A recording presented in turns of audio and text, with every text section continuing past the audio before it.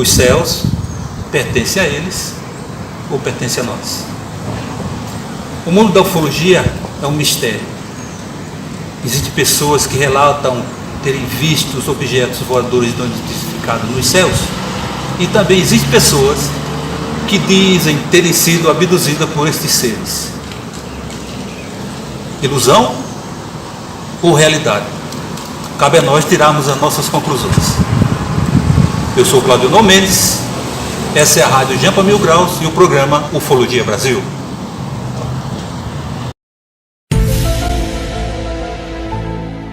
Boa noite, essa é a Rádio Jampa Mil Graus. Eu sou Claudio Mendes e vou ficar com vocês nessa próxima 1 hora no programa Ufologia Brasil. Fique com a gente. A Rádio Jampa Mil Graus ficou muito lisonjeada pelo TV Tela Show e pelo programa Domingo NB do Naldo Barbosa. Nós agradecemos a oportunidade pela entrevista que foi dada e fazemos aqui o registro do programa do Domingo NB pela TV Tela Show, no programa Domingo NB de Naldo Barbosa. Agradecemos imensamente a oportunidade dada para nós falarmos sobre a ufologia no programa tão conceituado que é o programa apresentado na TV Tela Show. Desde já, nós agradecemos e muito obrigado.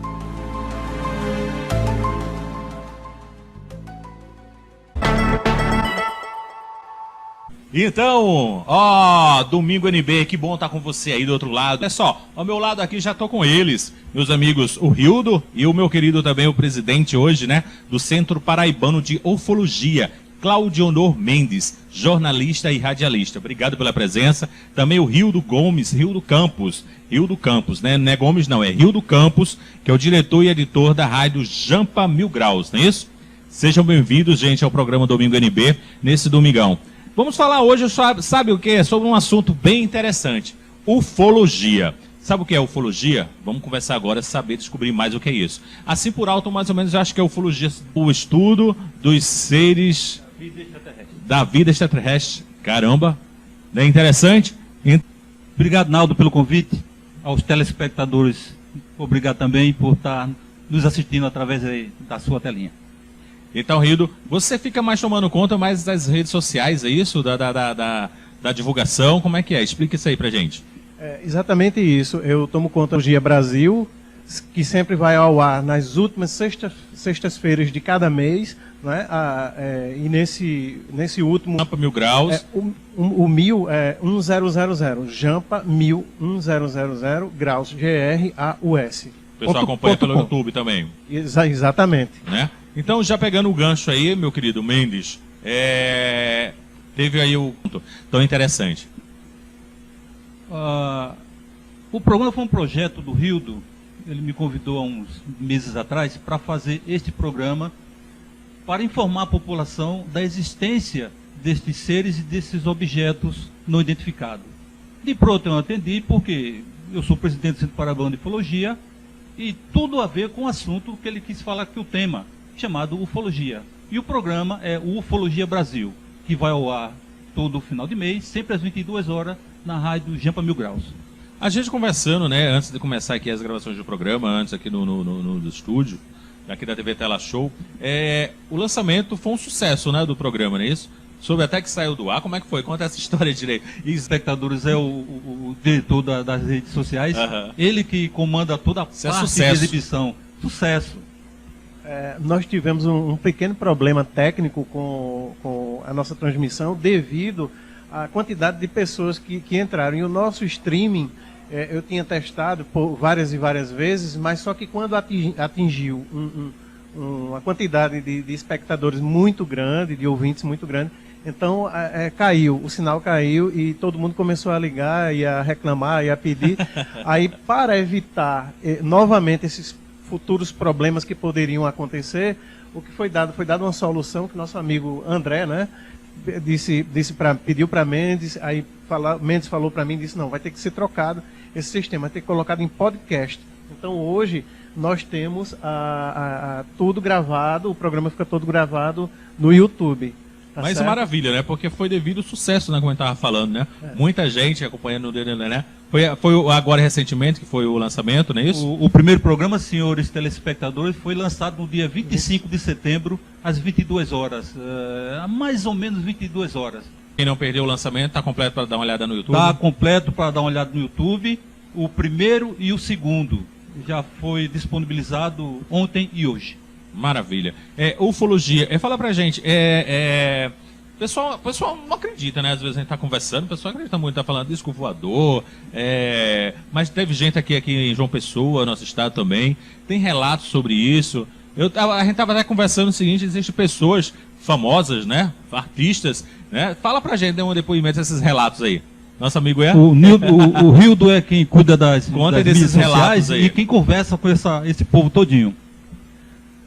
Olha só, falando nisso, vários famosos já tiveram realmente relatos de avistamentos de OVNIs. Um deles, e eu acredito que muito importante, foi Chico Anísio. Se vocês pesquisarem no YouTube, ele fala sobre... ele estava em Natal, num hotel, Três Reis Magos, lá em Natal, Rio Grande do Norte. Natal, Rio Grande do Norte, positivo. E houve esse avistamento lá. E ele diz o seguinte: você pensa que eu estou brincando, mas todo o hotel viu. Então, se foi uma alucinação ou uma loucura, foi uma loucura ou alucinação coletiva, né? De mais de 300, mais de 1000 pessoas é impossível. Então, houve realmente algum fenômeno ali que ocorreu naquele local. Elba Ramalho também já relata sobre OVNIs. Também Zé Ramalho, entre outros famosos, o próprio Tim Maia, que nós tínhamos esquecido aqui, que ele dá um relato muito importante e contundente. Se vocês observarem, tiverem a curiosidade de procurar sobre o assunto no YouTube, está lá para todo mundo ver e escutar, né? Então, assim, acredita-se que tem realmente que algo está acontecendo. Então, esses acontecimentos, esses fatos, que desde criança eu tinha uma curiosidade muito grande, e eu assistia na rede Bandeirantes, chamava Bandeirantes, hoje chama Band, e tinha um programa muito bom, que a televisão aberta naquela época, nos anos 80, era muito boa, muito significativa, de bons apresentadores e bons programas que hoje não tem mais, né? Então o programa era a Terceira Visão, e abordava justamente isso. E quando eu vi, aguçou a minha curiosidade para saber mais sobre o tema, né? Desde os 13, 14 anos. Mendes é o presidente aqui na Paraíba, né? Do Centro de Estudos aí da Ufologia.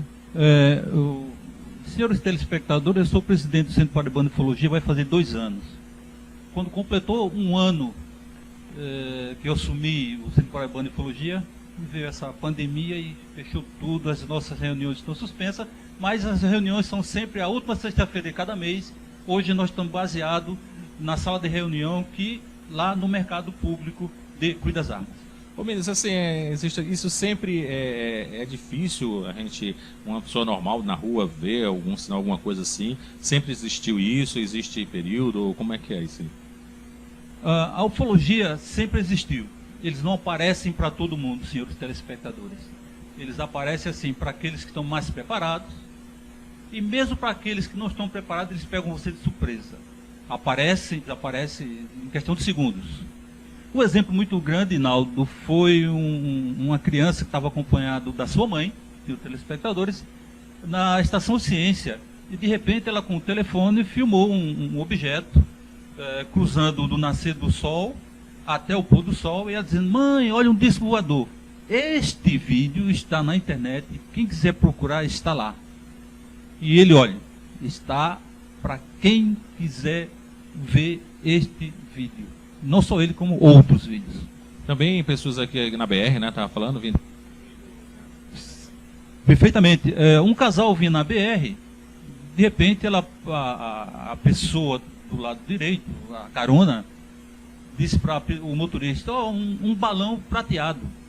Mas de repente ela pegou o telefone, começou a filmar, e esse objeto fez uma leve esfumaçada, vibrou um pouquinho e desapareceu no ar em questão de segundos. Mendes, você tem relatos pra gente também? Pessoal dirigindo na BR também, como é que viu uma coisa estranha assim? Sim, aqui na BR 230 também, a BR, aquela BR que cruza para Cabedelo, que é a BR-101, na BR-230, que é Cabedelo, a BR-101 que vai para Natal, toda a BR você tem relato. Mas aqui em João Pessoa, senhores telespectadores, teve um relato de uma pessoa que estava no carro com o acompanhante e de repente fez um balão prateado, mas não era um balão prateado, ele simplesmente fez uma almofada, ele se colocou um pouco de fusão e sumiu no espaço-tempo, meu amigo, em questão de segundos. Caramba! Eu acho que se você viesse dirigindo assim no BR-5, esse negócio desse, eu parava, só saía assim quando tivesse tudo ok. Perfeitamente. Eles não aparecem tão fácil. Mas aparece, né? De vez em quando você fala, não tem hora nem... Não tem hora, não tem hora. Nem período, lugar, essa história não. O interessante, Naldo, é que eles aparecem sempre em lugar que tem muita água, montanhas, vales, essas áreas de restinga. Eles aparecem muito porque, supostamente, eu creio que seja o principal ponto dele, é fazer a captação e a prospecção do que há de minério, de água, de coisa, de vida biológica que interessam a eles. Eles fazem toda essa combinação, fazem todas as pesquisas. O que isso aí ia perguntar até? Existe, se você quiser falar também, o que espera a gente, eles vêm visitar? Como é que é isso? Ou é só estudo, como você estava falando? Não. Senhores, para vocês terem uma ideia, eles já nos visitam há mais de 2000 anos. Desde a época de Cristo, muito antes da época de Cristo, eles já visitavam-nos aqui. Então, nós não estamos sozinhos aqui nesse mundo. Hoje eles estão entre a gente, disfarçados da gente. E às vezes estão camuflados que nós nem chegamos a vê-lo. Porque eles não querem interferir na vida humana. Eles estão vendo o que nós estamos fazendo, para depois eles tentarem interferir um pouco, mas eles deixam livre-arbítrio, eles não interferem em nada não. Caramba. Hildo, diga aí. Isso que ele está falando, é importante também a gente lembrar de um fato ocorrido aqui no ano de 1986, né, onde o secretário de Defesa viajava no bimotor e houve um avistamento, né, e eles perseguiram, né, isso inclusive foi matéria do Fantástico. Isso é que você estava falando da noite... Então, a Noite Oficial dos OVNIs... Noite Oficial dos OVNIs. Exatamente. Então, esse evento, em particular, se chamou Noite Oficial dos OVNIs. Ok? Então, todos podem acessar isso pelo YouTube. Está lá a matéria do Fantástico. Ok? E Naldo, e o telespectador do programa Naldo Barbosa,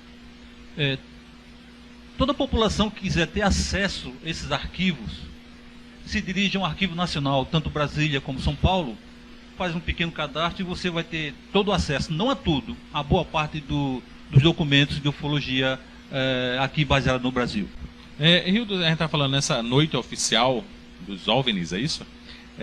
Se a gente continuar aqui falando, tem assunto que vai 1000 programas por aí, né? Olha, se a gente for... Mas quer dar um releasezinho aí, rapidinho, porque dessa interessante aí, dessa noite aí. Porque é o seguinte, o interessante se observar é que não foi somente num local específico, mas foi no céu do Brasil, né? E a gente sabe que o Brasil é um país continental.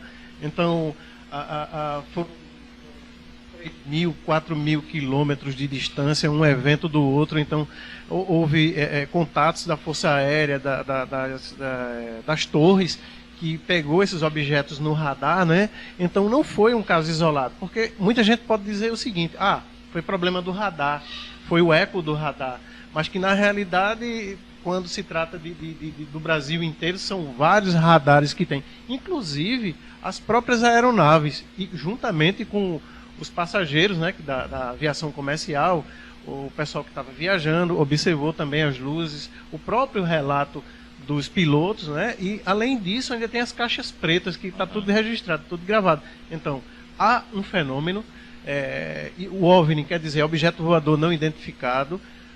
Há muitos avistamentos que muita gente acha que é alguma coisa, muitas vezes não são, mas tem casos realmente que você procura uma explicação, uns 10, 15%, e você não encontra explicação. Então é uma coisa que a própria Força Aérea Brasileira, ela estuda, ela vê, né, sobre isso aí. Haja vista a Operação Prato de 1977, pelo comandante, era coronel Irangê Holanda, da Força Aérea Brasileira. Ele dirigiu uma equipe lá. E para quem quiser ver, pessoal, mais uma vez, o YouTube está lá, a Operação Prato de 1977, com relatos, inclusive relatos de pessoas dos ribeirinhos, que isso foi na ilha de Colares, né? Então, os relatos tanto dos militares, por parte do militar, também por parte dos ribeirinhos, da população nativa que residia lá. E ainda hoje as pessoas falam sobre esse evento ocorrido naquela época, ok? Ok, interessante é que houve o lançamento do seu programa. O programa fala sobre isso, né? Ufologia, isso. E o lançamento do seu programa, fala como é que foi recebido lá fora, muita gente entrou, conversou, o chat, como é que foi aí? O programa teve uma entrada muito boa. A audiência no Brasil em si foi bastante louvável. Tiveram entradas fora do Brasil. Se não me engano, no Rio, 4 países, né? Olha, eu acho que foi Paraguai, Chile, Argentina e, se não me falha a memória, Estados Unidos também. Interagiram direto com vocês? Com a gente. E contando relatos também, né? Contando relatos. E o terceiro programa vão ter 3 relatos internacionais. Um francês, um holandês e um do Paraguai. Maravilha. Olha, o espaço é de vocês, se quiserem falar alguma coisa mais nesse Domingo NB aqui, TV Tela Show, né? Interessante demais a ufologia. Quem quiser continuar acompanhando o programa de rádio de vocês, o espaço é de vocês aí. Divulga aí pra caramba. Senhores do programa Naldo Barbosa, o contato da rádio Jampa Mil Grau vai estar aí. Quem quiser falar um pouco com a gente, quiser relatar alguma coisa com a gente, entre no telefone, vá lá no link da rádio, converse com o Rildo, e ele é quem está nessas mídias Fala aí, sociais. Rildo, pra gente aí. Olha só, a gente também tem o e-mail, né? jampamilgraus@gmail.com. E nós temos também pelo telefone, né? 83 96 83 03 19, né? Então pode ligar a qualquer hora que nós atenderemos com o maior prazer, tá certo? Qualquer relato. Naldo, eu vou finalizar dizendo o seguinte: a ufologia mundial tem 2 fases, antes e depois de Kenneth Arnold. É isso aí. Obrigadão mais uma vez o nosso programa aqui. Eu que agradeço a presença de vocês. Obrigado. Está sempre aberto aqui, TV Tela Show, tá? Pode falar. Só mais uma coisa aí para os espectadores.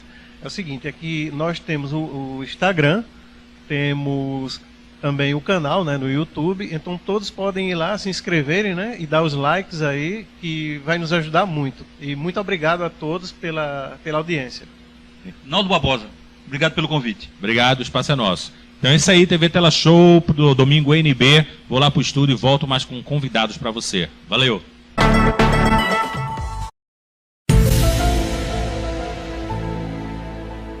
Os Estados Unidos ainda estavam sob a notícia de que haviam capturado um UFO que caiu em Roswell no mês de julho de 1947, quando no dia 13 de agosto daquele ano, um fantástico evento ocorreu no estado do Idaho.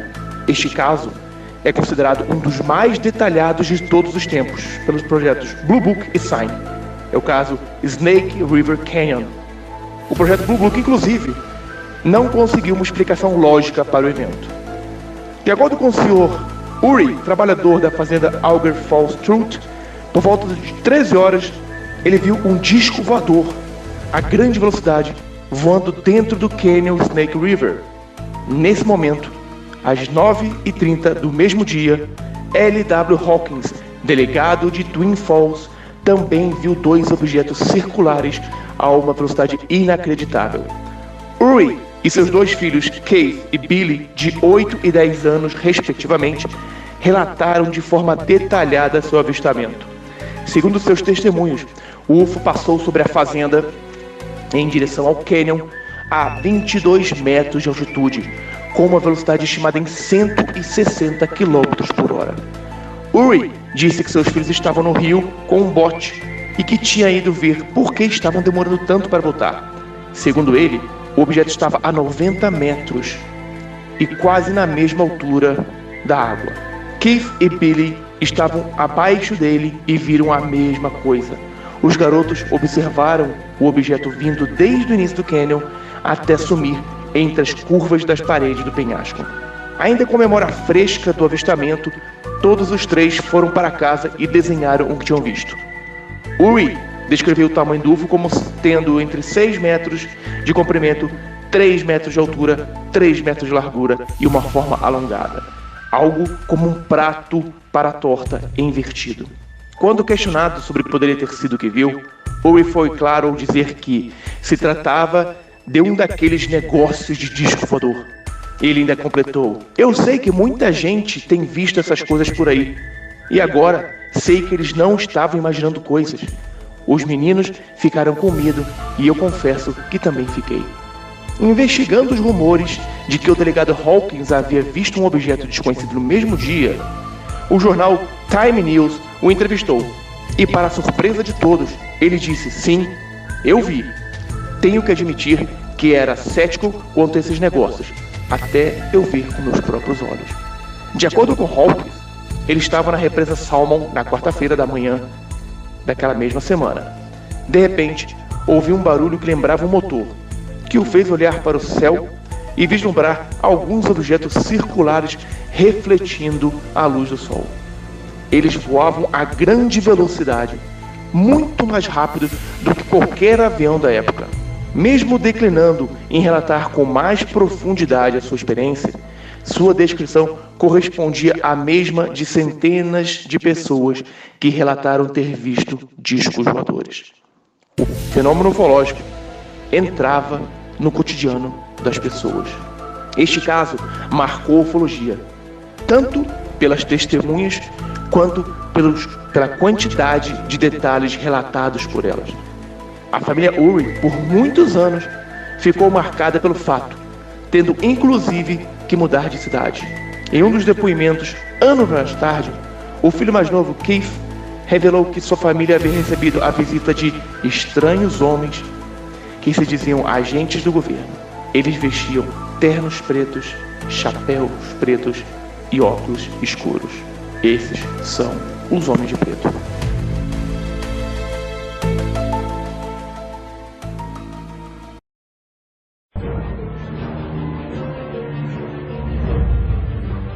Boa noite Claudionor, boa noite a todos os ouvintes. Meu nome é Alexandre Lauzide, eu sou o fundador da Brazil UFO Network, a maior rede internacional de ufologia do Norte-Nordeste, sediada aqui em Recife.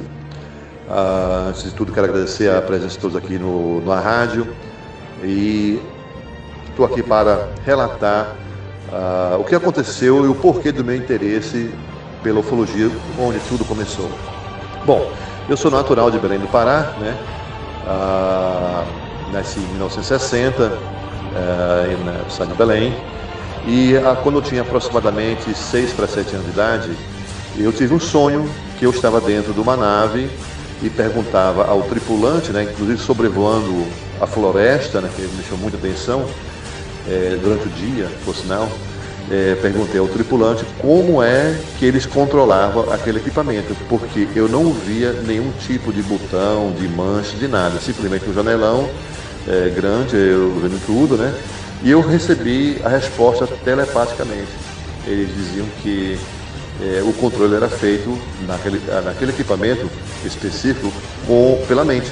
Eles controlavam o equipamento com pensamento, ou seja, era totalmente integrado, eles eram integrados à nave. Aí passou, também não achei que fosse um sonho, né, e foi embora. E anos depois eu me mudei para Recife em 1970, naquela época a televisão ainda era preta e branca, né, e eu tinha visto na TV uma reportagem de um disco voador que havia pousado, não caído, mas pousado no interior da Bahia. E aquilo me chamou a atenção, então logo eu liguei, poxa, disco voador, aquela coisa que eu tive, aquele sonho lá atrás, né? E então, Aí eu vi a reportagem, de fato era uma nave muito bonita, e aquele pessoal de pé no chão, aqueles meninos arrodeando assim a nave, e era um aparato muito interessante, porque ele não tinha assim nenhuma emenda, era como fosse uma peça só, né? Aquele me chamou bastante atenção, e a Globo na época disse que eles iriam dar mais informações, né, no próximo programa, né, sobre essa nave. Só que, de repente, não se falou mais nada disso. Procurei, obviamente, naquela época de 1971, 70, não havia muita informação sobre ufologia ou algo do tipo, né? Passou. Uns 6 anos depois, né, já, na verdade, em 76 para 77, eu já estava no ensino médio, né, no Colégio Bairro Novo, o extinto Colégio Bairro Novo, e nós tínhamos uma cadeira letiva que era de astronomia. Inclusive nós tivemos a oportunidade de construir nosso próprio telescópio, a nossa cúpula. Nós tínhamos um clube amador de astronomia, não é a astrologia, quero lembrar que é a astronomia, que é o estudo dos astros, né? E nós tínhamos apoio do professor Antônio Barata, da Universidade Federal de Pernambuco, né? Que nos assessorava de como buscar os planetas, as constelações, né, nos céus, e era uma vez por semana que nós nos encontrávamos. Aproximadamente no terceiro ou quarto encontro, né, de aula, na verdade era uma aula, eu me lembrei daquela ocorrência na TV Globo, e logo pensei, poxa, perguntar ao professor, né, meio que tímido, né, perguntei, professor, existe a possibilidade de nós estarmos sendo visitados por seres de outros planetas? Ele falou, não, Alexandre, não existe. Por quê? Primeiro, nós estamos aqui na zona habitável. Nessa zona habitável só tem 3 planetas, que é Marte, a Terra e Vênus. E o único dos 3 que tem uma atmosfera que sustenta a vida é a Terra, né? Isso naquela época não se sabia muito também sobre os demais planetas. Hoje em dia nós temos informação que, pelo menos em Marte, já foi encontrado água, né, indícios de também em Vênus, que tem uma possibilidade de vida microbiológica, água na Lua, já foi confirmado isso, então mudou muito assim a informação. Mas o professor disse que não existia possibilidade alguma, né? Inclusive ele citou, só, Alexandre, a estrela mais próxima do nosso sistema solar é a estrela próxima a Centauro, na constelação de Alfa Centauro. E levaria 4 anos viajando na velocidade da luz, ou seja, 300 mil quilômetros por segundo. Para vocês terem uma ideia, por exemplo, se eu desligar o sol agora, apagar o sol, vai demorar 8 minutos para que a luz se apague, a partir do momento que eu desliguei a luz do sol, certo?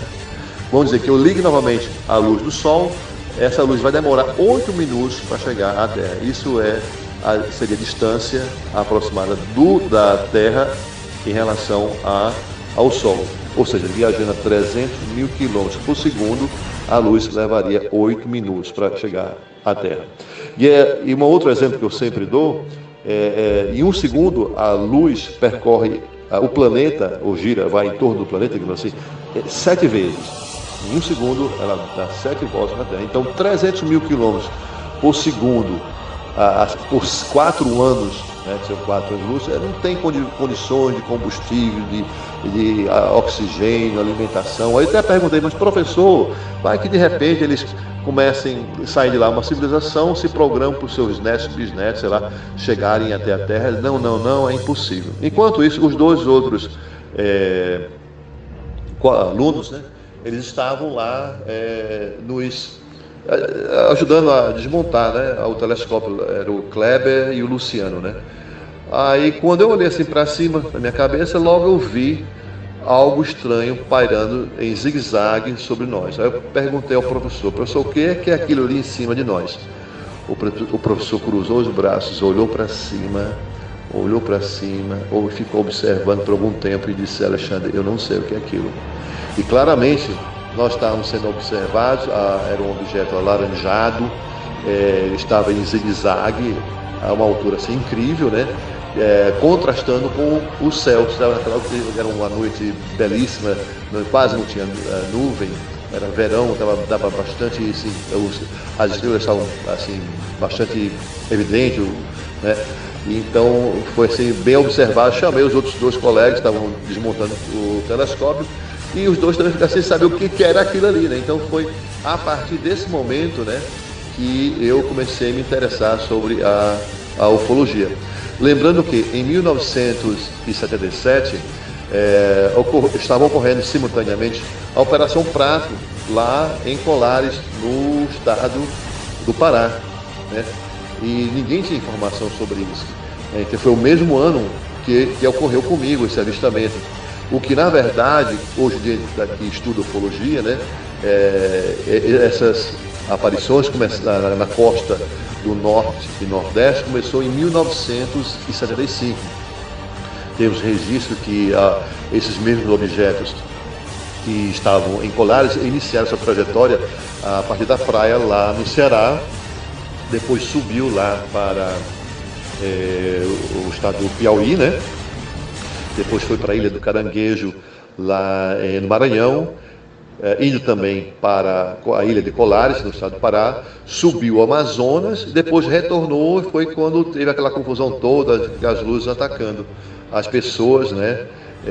Então, é mais aqui para mim, mais uma evidência que realmente, naquela época, né, lembrando que nós estávamos sob regime militar, regime de exceção, né, a gente não tinha muita informação sobre muita coisa e estava ocorrendo secretamente essa operação lá de investigação sobre essas luzes que estavam atacando a população na Ilha de Colares. Foi a partir daí, então, novamente, que nós começamos a investigar o fenômeno, agora respaldado por evidências científicas. Lembrando que a nossa organização aqui em Recife, ela é voltada para a ufologia moderna, né? Sempre estamos buscando palestrantes que tenham, por exemplo, nós temos aqui em Recife o Nick Pope, ex-funcionário do Departamento de Defesa lá da Inglaterra, né? Dando palestra aqui, falando sobre os arquivos secretos que foram liberados, né, dessas ocorrências lá na Inglaterra. Tivemos Stephen Bassett, que é um físico norte-americano, um ativista da ufologia, né, nos Estados Unidos, inclusive pressionando o Congresso para liberar mais informações sobre a Área 51, entre outras ocorrências que eles têm tido lá, né, com participação militar. E também trouxe para cá o Gary King, que é o maior especialista em agroglifos, também natural da Inglaterra, né? Então, nós sempre buscamos trazer eventos, organizar palestras. No nosso canal no YouTube nós temos quase semanalmente, né? Eventos online, né? Porque nós não podemos estar nesse momento fazendo eventos presenciais. Veja lá no YouTube, BrauFoNet, que é B-R-A-U-F-O, né? BrauFoNet, N-E-T. BrauFoNet é o nosso canal que traz a ufologia. Inscreva-se lá, meu nome é Alexandre Lauzide. Qualquer coisa, o nosso WhatsApp aqui em Recife é 81 99596 3072. Repetindo, 99596 3072. Obrigado a todos pela atenção. Boa noite.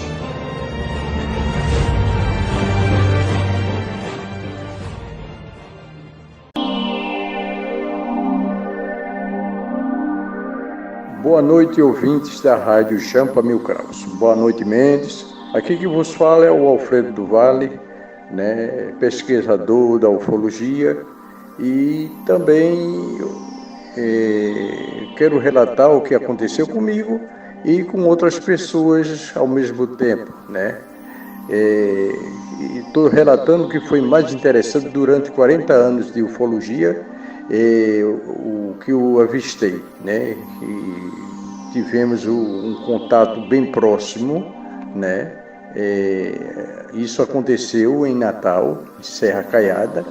Nós fomos a Natal para uma palestra que houve no sábado, e no domingo o Fernando Aires, né, que faz parte do grupo de Urandi, que ele é dirigente aqui em Natal, e levou todos nós à Serra Caiada. E interessante que o dia antes, no sábado, quando terminou a palestra, e eu comecei a ouvir né, um tipo de uma canalização, e que a gente ia ter um contato o tempo todinho. Isso entrou de sábado à noite, entrou pela manhã, e quando chegamos em Serra Caiada foi por volta de 4h30, 5 horas, e o Fernando, com o pessoal, tinha 18 pessoas contando comigo e a esposa, que é a Sônia do Vale, né, e subimos a Serra Caiada. Quando chegou lá em cima, e aquilo o tempo todinho na minha mente que nós íamos ter contato. Né? Muito interessante isso, né? E durante esse tempo todo, esse relato foi mais interessante na minha vida de pesquisa da ufologia. E quando chegamos lá em cima da serra, era quase 6 horas em ponto. Então, mais uma vez, aquilo na minha mente, repetitivamente, a mesma coisa, nós vamos ter contato, e eu dizia para a esposa, né? Aí veio na minha mente que ia ser um contato de materialização. Então fizemos um círculo, inclusive tinha até irmão de João Pessoa participando, e o nosso amigo, nobre amigo Mendes conhece, e fizemos um círculo, nos apresentamos, cada um de Recife, de Maceió, e tinha gente de João Pessoa, de todo lugar. Na hora, e eu pedi, vamos fazer uma oração em agradecimento por estar aqui, por estar correndo tudo bem, graças ao grande Pai. Então, quando começamos a fazer a oração, nem chegamos a terminar a oração. Meu amigo pairou, foi uma coisa muito bonita, muito bonita mesmo, que eu nunca tinha visto na minha vida. Pairou aquela nave enorme sobre nossas cabeças, clareou a cidade que a gente vê embaixo, a Serra Caiada, e a Serra Caiada ficou dia. Então, eu creio que nós íamos ter um contato de materialização. Mas nesse momento, né, isso durou menos de 5 minutos, mais ou menos 3 minutos ou 4. Nesse momento, muita gente se desesperou para pegar a máquina para tirar uma fotografia a respeito do que nós estávamos vendo. E quando desarrumou todo cinturão de energia, de afirmação, que a gente ia ter esse contato, o objeto desapareceu. Isso acontece muito no meio da ufologia, das pessoas que vivem na ufologia. Mas é assim, foi um contato fantástico, e eu vi a cidade virar dia com aquele foco de luz que sobre nossas cabeças clareou toda a cidade de Serra Caiada. Então é isso. E outro contato interessante foi aqui em Guarabira, que eu estava com um grupo, com umas 12 pessoas, e tivemos na noite de novembro do ano 2018, um avistamento com 33 objetos no céu. Também foi fantástico, né? Nós chamamos de flotilhas. Fantástico a aparição daqueles objetos em Guarabira, em novembro de 2018. E assim por diante. A gente está tendo contato constantemente, e agora mais do que nunca, nós devemos estar preparados para o que está vindo por aí. Tudo vai ser revelado, mas nada fica escondido. Tudo vai ser revelado. Então, é nos preparar para o grande momento e tudo vai ser revelado. E como diz o Mestre Jesus, quando eu falo em Jesus, não falo em religião, falo em ciência e amor. Na casa de meu Pai há muitas moradas. Então, por que não acreditar que existe outro mundo habitado? Então, agradeço a todos da rádio Jampa Mil Graus, né, ao nosso amigo e irmão Mendes e aos ouvintes também. Agradeço de coração por tudo na vida. Gratidão, gratidão, gratidão. Uma boa noite a todos.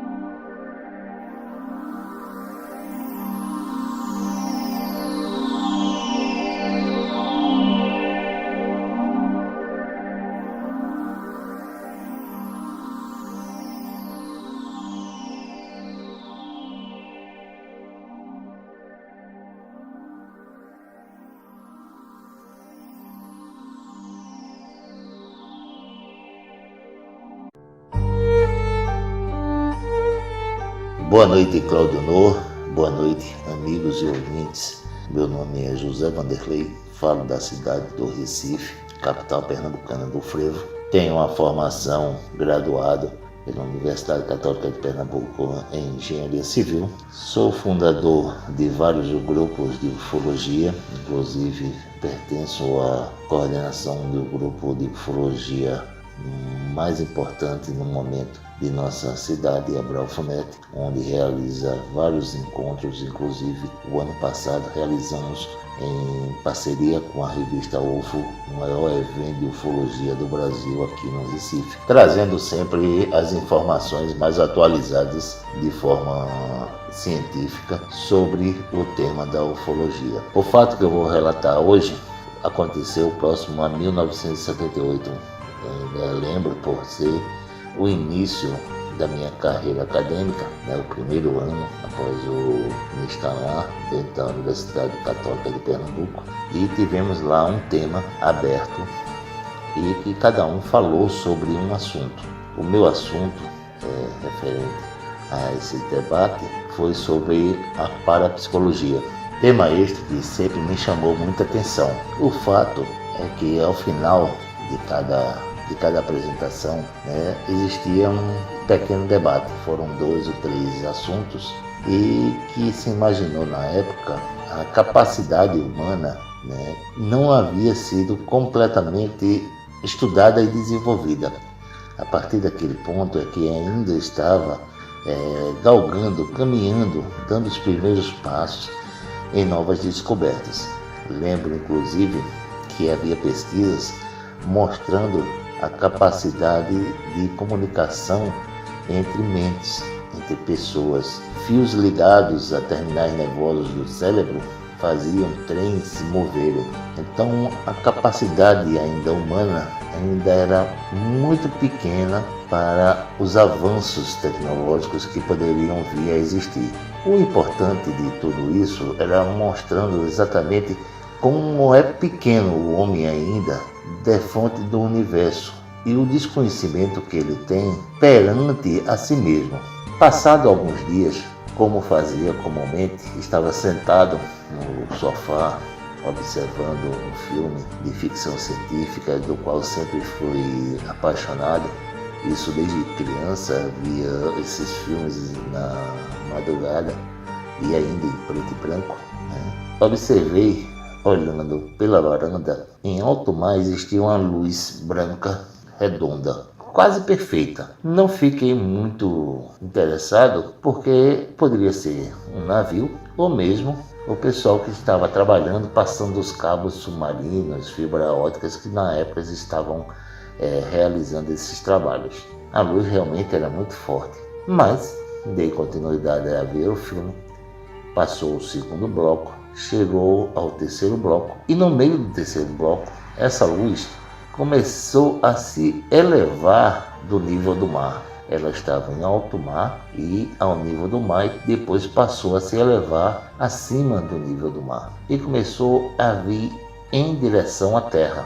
Em um determinado momento eu imaginei ser um helicóptero que o pessoal devia estar trabalhando, e eles estão trazendo o pessoal que estava trabalhando, já que o aeroporto ficava por trás da minha casa. Mas em um determinado momento eu deixei de ver a trajetória deste helicóptero, porque existia um outro prédio na Avenida Beira-Mar. Eu morava na segunda paralela, então este prédio me impedia de observar a trajetória completa deste possível ou suposto helicóptero. O mais interessante é que durante todo esse tempo, eu aguardei um bom tempo e não conseguia ouvir o motor do helicóptero.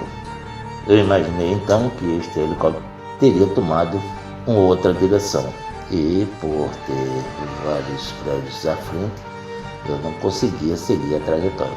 Mas antes de sair da varanda, olhei para cima do prédio e, para minha surpresa, saindo de uma nuvem, um grande objeto, enorme, um objeto do tamanho de um estádio de futebol. Ele silenciosamente deslizava entre as nuvens. Parecia uma pedra de granito. Essas pedras de granito que você faz para montar e fazer o quebra-mar. Parecia exatamente aquele tipo de pedra enorme passando e deslizando. A sensação que dava era que se você pudesse levantar a mão, você tocava nele. E assim ele foi passando, deslizando entre as nuvens, sem barulho, sem emitir som, sem emitir qualquer tipo de luz, até desaparecer ao lado mais uma vez, pois havia um prédio muito alto ao lado e me fez mais uma vez perder a visão com relação à trajetória desse objeto. Pensei inclusive em ligar para o aeroporto e perguntar a eles se eles tinham visto ou tinham detectado alguma coisa nos seus radares, mas pela vontade de rever aquele objeto, eu ainda passei alguns minutos olhando ali para o céu, na esperança que voltasse esse objeto. A sensação, me lembro como se fosse hoje, não era uma sensação de medo, nem a sensação de espanto, mas uma sensação de admiração, como se você recebesse um presente por todo o seu esforço relativo à sua pesquisa. Era assim que eu me sentia, vendo aquele objeto passando, deslizando.